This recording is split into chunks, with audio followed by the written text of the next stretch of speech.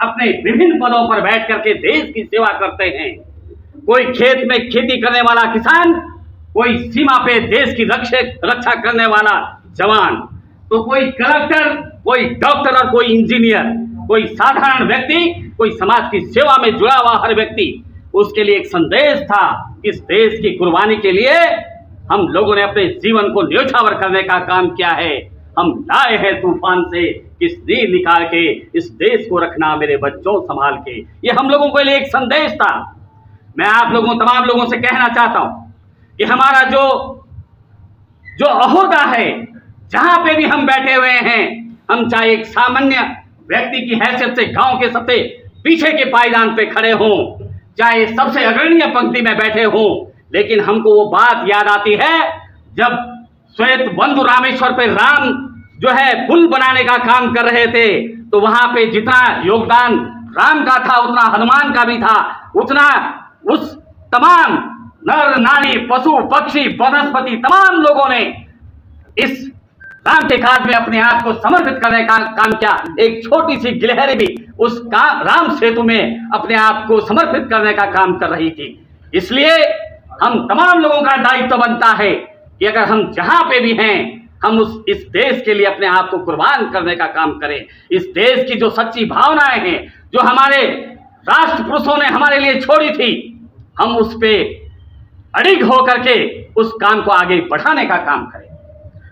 समय की पाबंदी है, मैं चाहता था कि आपसे बहुत सारे सवाल और बात करूं, लेकिन आप तमाम लोग अभी बैठे हुए हैं।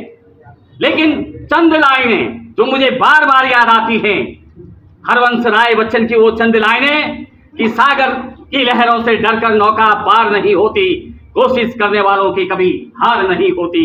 एक नन्ही चींटी जब दीवारों पर चढ़ती है, चढ़कर 100 बार फिसलती है, चढ़कर गिरना गिरकर चढ़ना नहीं अखरता, आखिर उसकी मेहनत कभी बेकार नहीं जाती, कोशिश करने वालों की कभी हार नहीं होती।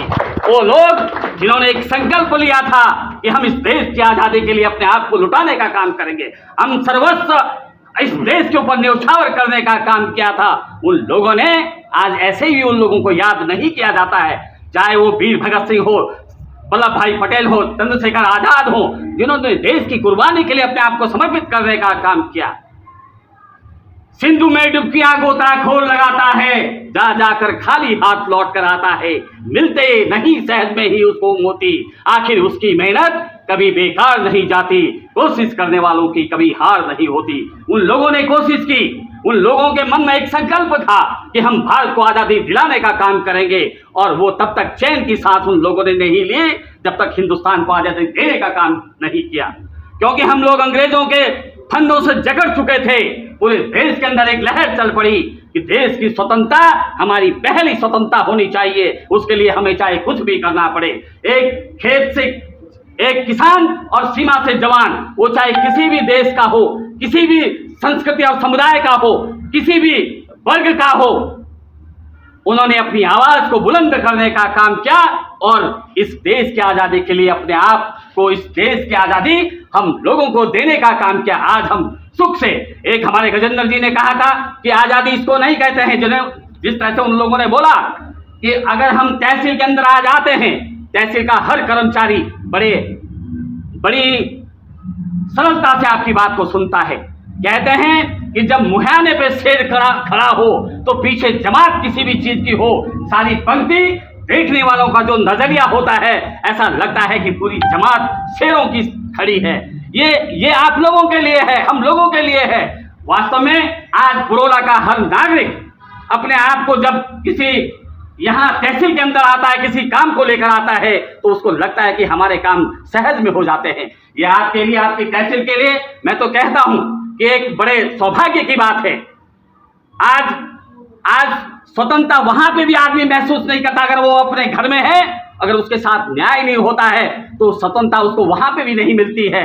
और यदि आपके अंदर इतना मादा है, आपके अंदर इतनी कुव्वत है, आपके अंदर इतना कर गुजरने की क्षमता है कि आप कहीं पर भी जाकर अपनी बात को मना सकते हैं, तो निश्चित रूप से स्वतंत्रता वो आपके आसपास घूमती है।